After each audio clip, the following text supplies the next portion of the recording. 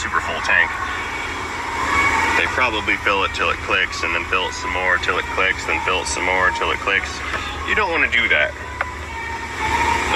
Yes. So, as many of you know, we often talk about maintenance. We talk about the right things to do to your vehicle and the wrong things to do to your vehicle.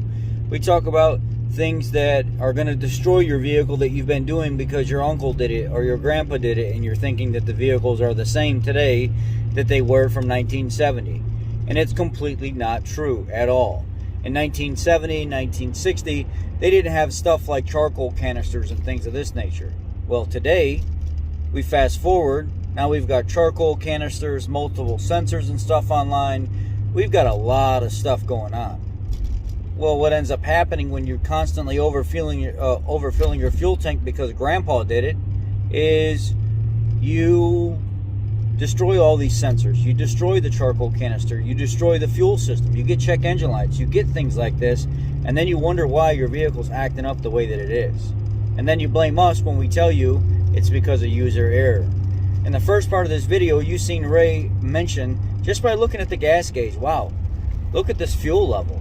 It's kind of high. It's like they're almost overfilling it.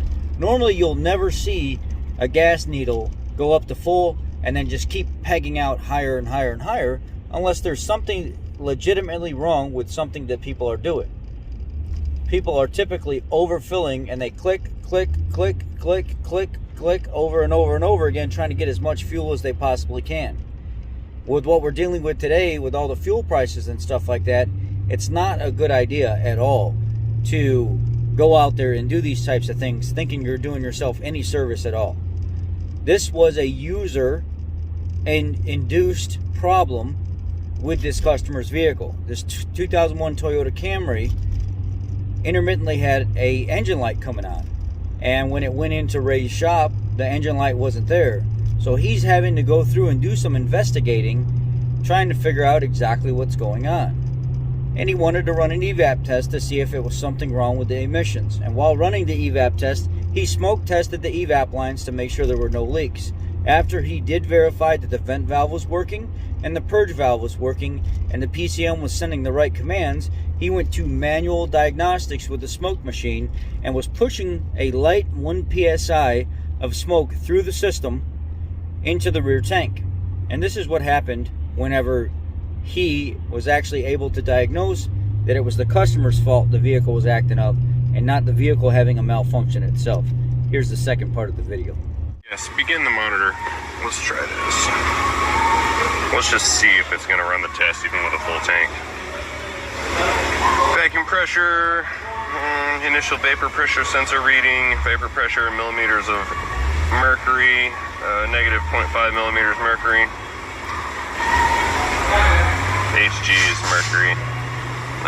Step 1, open bypass, straighted. Let's see if the fuel tank lid gas cap device is sealing. Yep, that's sealed.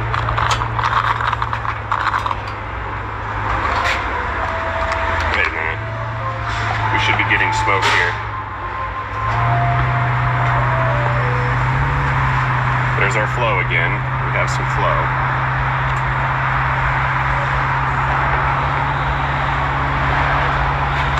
Let's close this back off and see if flow stopped. Perhaps there's a restriction somewhere. So, yep, system's pressurizing. And pressure equilibrium has been achieved. Again, system is sealed.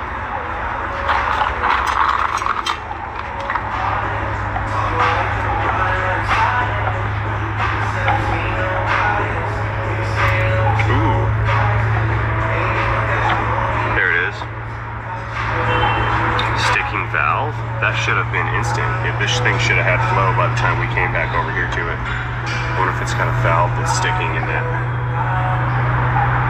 canister assembly back there. That could be it.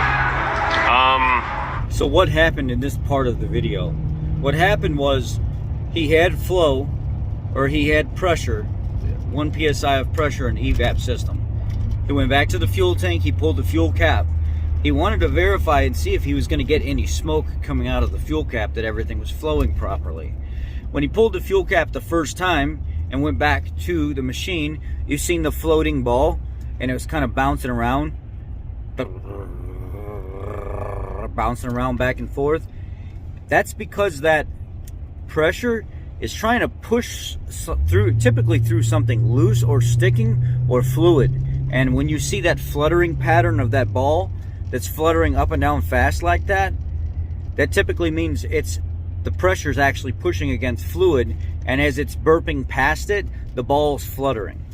So then he went back and he put his fuel cap back on, verified that pressure built back up in the system, and the ball stopped floating, which means there's no flow and it's got a good seal. He went back and pulled the cap again.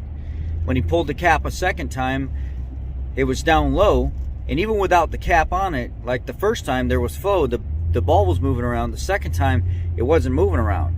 So there's a difference between the first time the cap was pulled and the second time the cap was pulled. What was the difference? The difference was when he went back and put the cap back on, he created almost like a vapor wall, or like a pressure wall, and that fuel that was in the tank that was overfilled was able to settle. And once it settled and he pulled the cap back off again, now that little dinky 1 psi of pressure, because you barely put pressure on an EVAP system when you test it, has to push past that liquid wall, that fuel wall, and finally it goes, and it'll start gurgling. You can actually hear eventually, after enough fuel pushes out, that it'll start gurgling. You can hear the sound coming from the fuel tank again, because people overfill their fuel tank. What happens when you overfill the fuel tank? You push it all the way up the filler neck, you push it all the way down into the vent tube, and you push that right straight out, either onto the ground or right back into the charcoal canister. So chances are this dude has messed up a very expensive $400, $500, $600 carbon canister as well. So not only did that fuel fill up the fuel tank, it also pushed into the rest of the evaporative system where it doesn't need to be, and now it's damaged. And it's slowly going to continue degrading and collapsing until the EVAP system can't flow with pressure at all, and now you're really going to be in a lot of problems. Right now, with it being fresh and overfilled, I would have the evaporative canister pulled off of it, I'd have the vent valve pulled off of it, and I'd have all that stuff replaced as a precautionary now. Because if it goes to collapse, and the EVAP system goes to start working, and it is able to pull flow, by some miracle, it's going to pull that shit desiccant inside that container through the lines, and possibly can get into the motor or in the upstream valve or something like that. It's a very, very, very bad thing to do, to continue to overfill your fuel tank. And I've been telling you guys that for years, and a lot of you come here and you fight me, and you run your mouths about, oh, I've been doing it for this long, I've been doing it for that long, and it's a lot of Toyota people that do it. Well, here you go. Proof is in the pudding.